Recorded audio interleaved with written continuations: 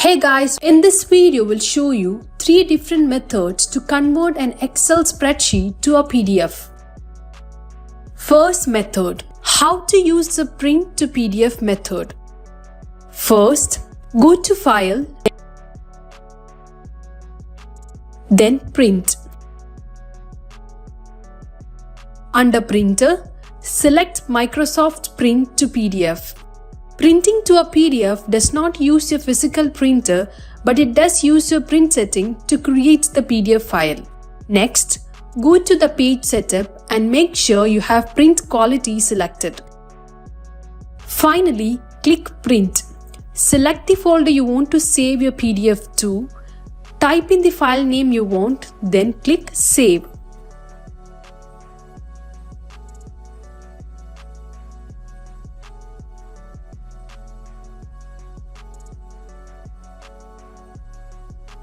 Second method. Another easy way to convert to PDF is the Save As method, especially if you're running an older version of Windows. First, select the worksheet you want to convert to a PDF. Then go to File, then Save As.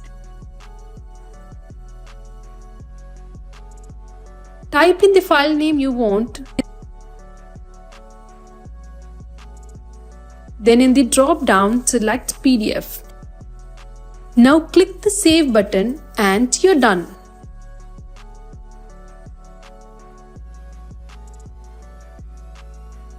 Third method, Export method option. Go to File, Export. Choose Create PDF XPS document. Then click on the Create button.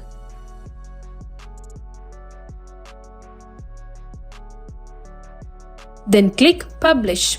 That's very easy.